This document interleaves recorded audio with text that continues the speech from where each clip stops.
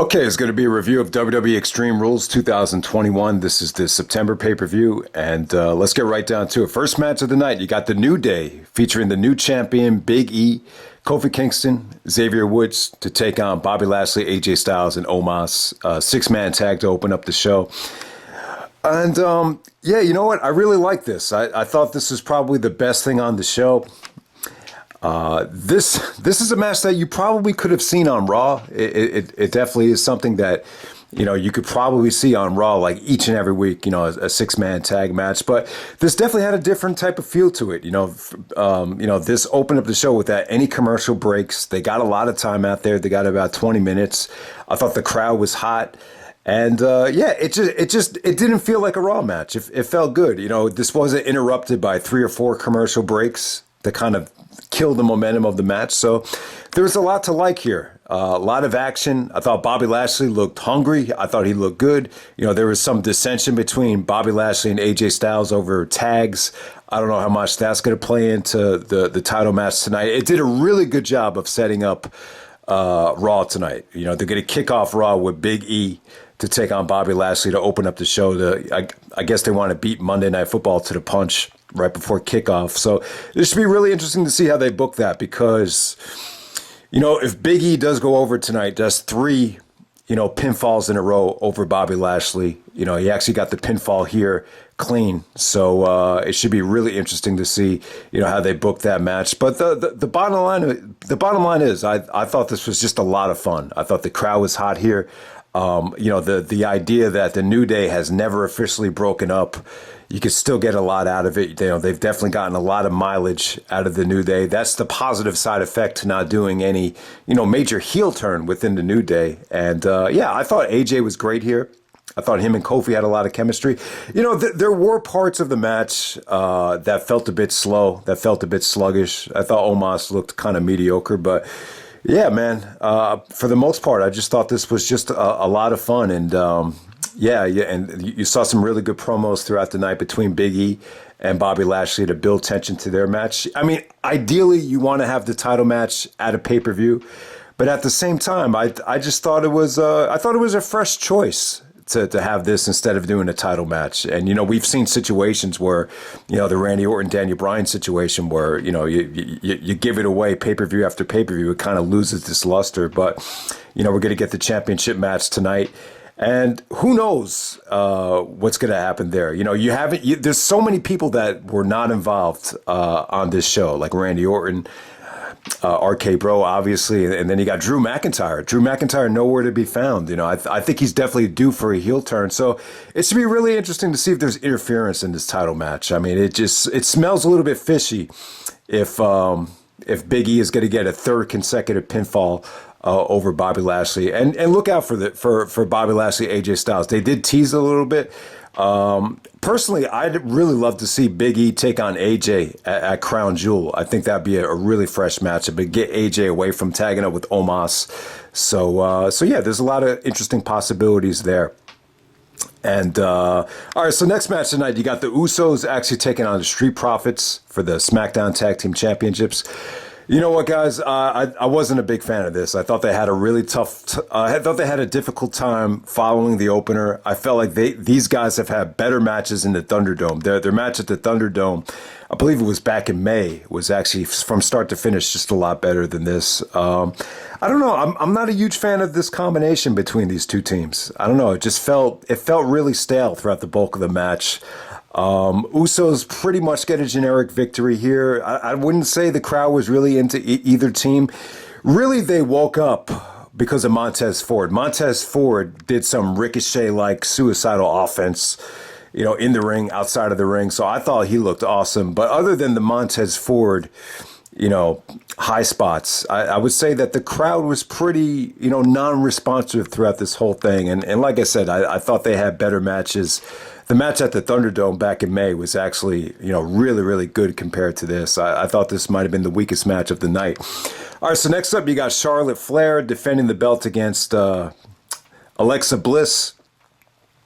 lot to say about this match and this whole that promo though. I'll tell you what, man, the promo on Raw between Charlotte and Alexa was money. I thought it was the best thing Alexa has done in a very long time. You know, she finally got real, and you know, it was just good. They just touched on some really interesting stuff that just didn't feel like it was out of left field or in some fantasy world. So, yeah, it looks like they're going to finally pull the plug on this whole Alexa Bliss thing. But I think she'll probably go either one of two ways, or a couple of, you know, the two different ways I think she'll probably go is either she's going to take time off or she's going to become even more twisted, like almost suicidal. Like that's kind of how they booked this whole thing with Alexa. She basically just threw a fit at the end of the match after getting beat by Charlotte.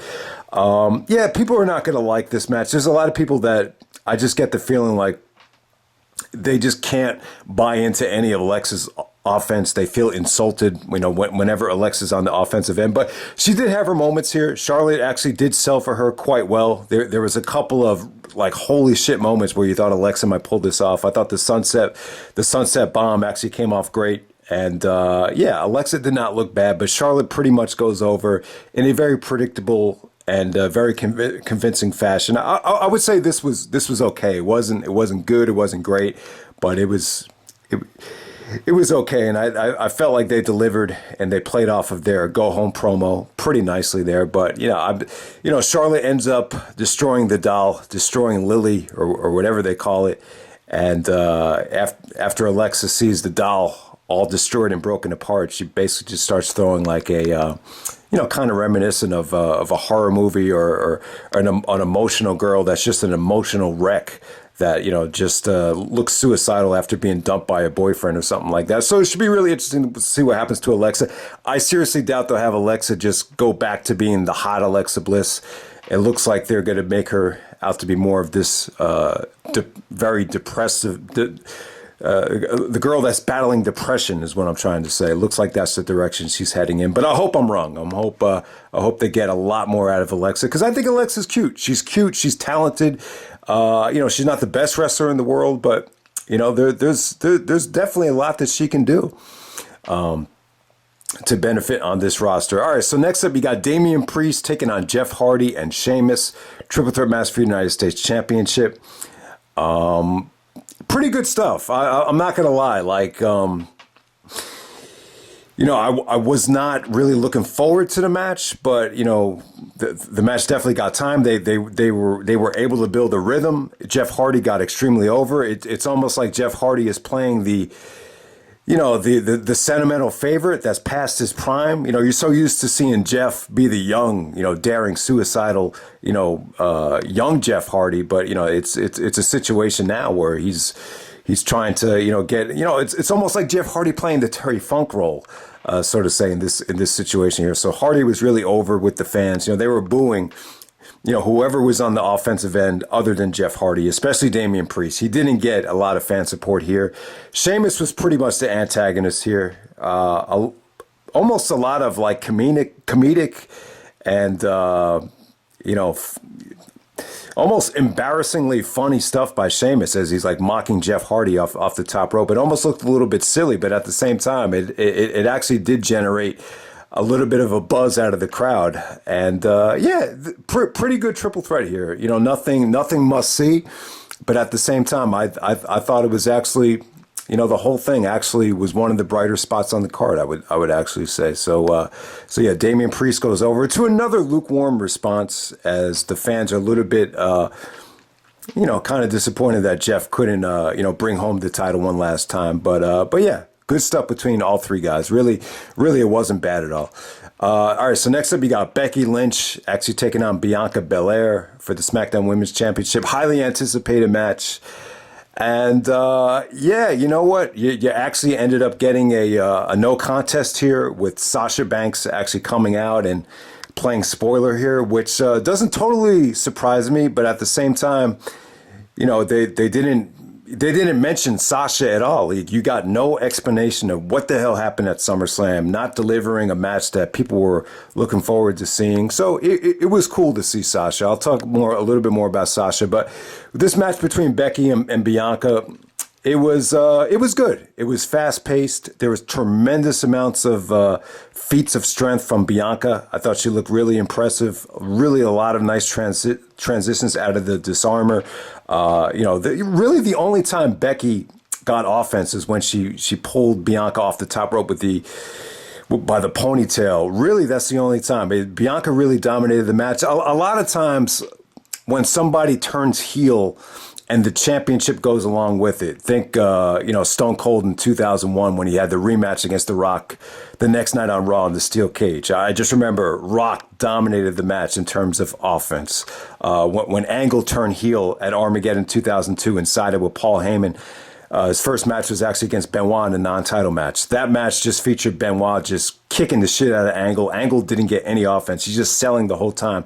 So very similar to that type of match where Becky's just doing a lot of selling, trying to make Bianca look good. Like, it wasn't a fluke that she lost the championship at SummerSlam, that she's a legit, strong contender. So it did a beautiful job of making Bianca look like she was, a step ahead of Becky the whole match. But Becky looked good here. I thought her and Bianca actually had good chemistry. The match was actually really going into that next gear when Sasha came out. But Sasha came out and attacked Bianca, then surprisingly attacked Becky as well. And surprisingly, the fans were into it. Sasha, when she returned, she looked so attractive and so hot, and she's so talented that the fans just kind of gravitated towards her and were just kind of happy that she was back, and they weren't really angry that she kind of ended a match that was on its way to, I would say, being great. So it was kind of interesting to see the crowd reaction for Sasha, because Sasha is a heel, technically still. So this definitely sets up a triple threat match at Crown Jewel. A lot to look forward to there, but at the same time, it kind of takes away some of the spark that Sasha and Bianca had, and even Bianca and Becky just had. It just looks like we're just going to be in this triple threat mode where you take away a lot of the tension and the buzz that was created in some of the one-on-one, feuds that we had going on there. But we'll see what happens. And then the match to main event the show. You got Roman Reigns actually taking on the Demon, Finn Balor. This is an Extreme Rules match. You finally got you only got one Extreme Rules match. From my recollection, I thought, all the matches had to be an Extreme Rules match back in the day. So it's just funny how the pay-per-view kind of changed its format. I didn't even realize it until the main event. Like we sat through a whole Extreme Rules pay-per-view without there being any official Extreme Rules matches. So I thought that was kind of funny.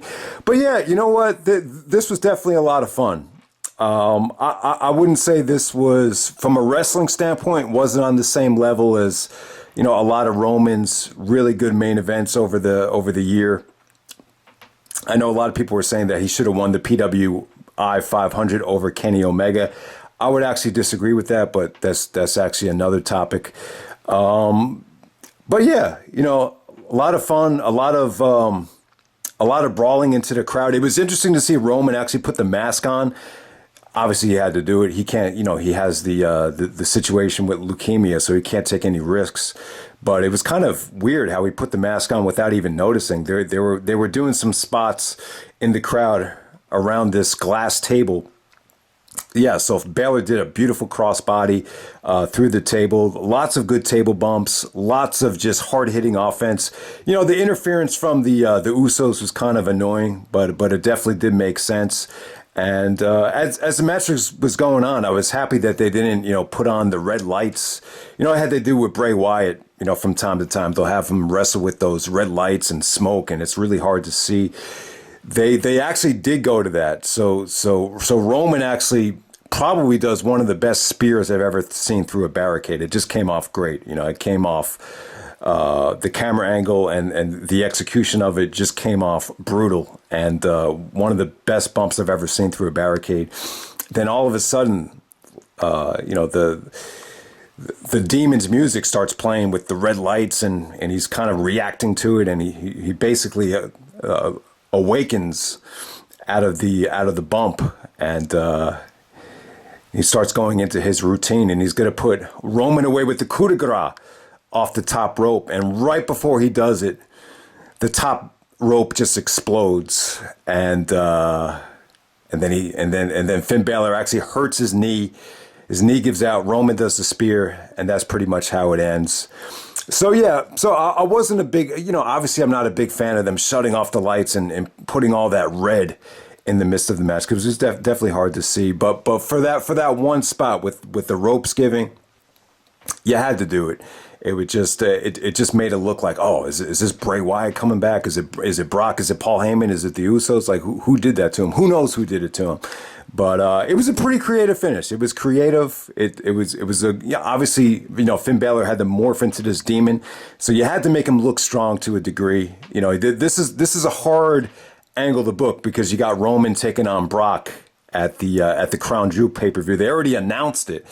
So they probably should have done a situation that they did with Vince and The Undertaker, when Vince said to Taker before he's about to face Angle, whether you're the champion or not, you're going to face The Rock at Vengeance. And then Taker's like, oh, what's that supposed to mean, whether I'm champion or not? So, that's something that I think could have helped this match if they talked about, whether Roman's the champion or not. The match with Brock has definitely happened. This way you could just promote the match without any scuffle. But yeah, great showing from Finn Balor. The match was definitely a lot of fun. Minus the interference from the Usos, I thought it was fun. But from a wrestling standpoint, they could have done better. I think from a wrestling standpoint too, I think the match they had on SmackDown was probably a little bit better than this, a little bit more satisfying than this. This doesn't kind of continue the trend of Roman having these great wrestling matches in the main event. This was just fun. It was fun. I give it like 3.5 at the most, and pretty creative booking. It's definitely something to see. And so that's Extreme Rules 2021. I thought it was a fun show. I thought it was a solid show. I wouldn't say it was great. The spear through the barricade actually did get a holy shit chant, and that really kind of woke the fans up to a degree. This definitely did not feel like a anti WWE crowd. It definitely feels like they're really filtering out a lot of the Ring of Honor fans or the Smart Mark fans. Even compared to Money in the Bank, this definitely felt more family friendly, and the audience just kind of accepts the WWE for what it is. I'm not hearing like a lot of rebelliousness out of the crowd. So that was definitely interesting. But is this a pay-per-view that I think Truth Slayer or Chase or any of the guys that have pretty much given up on the WWE going to want to check out? I would definitely say no. But I enjoyed it though. I could still enjoy both companies. Obviously I feel a little bit lonely, because I'm noticing that a lot of the, besides AJ and a lot of the guys that we love, like Seth Rollins and Matt Riddle, Randy Orton, even Drew McIntyre, there was a lot of talent missing from this show. And it really does seem like a lot of the ROH legends are slowly moving away from this company. But still, man, I'm always going to be subscribed to the WWE Network, because I'm just such a huge fan of old school wrestling. So I still think these pay-per-views are fun. But do I think this is but this was a tough one. This was definitely a tough sell, coming off of All Out and even coming off of AEW Grand Slam. And I'll definitely try to do a recap of, some of the AEW television matches at the end of September. But yeah, this was a really tough sell to some of the Smart Mark wrestling fans with how much buzz AEW has right now. But still, I really enjoyed it. I still think I actually think Crown Jewel actually might be we finally might get a really good Saudi Arabia show. So looking forward to that. Looking forward to Raw, how they book that opening match tonight as well between Big E and Bobby Lashley. I think that should be really interesting, because I really don't see Lashley going down 3 times in a row to Big E. But we'll see what happens. Hope you guys enjoyed the review. Let me know what you thought of the show, and I'm out. All right.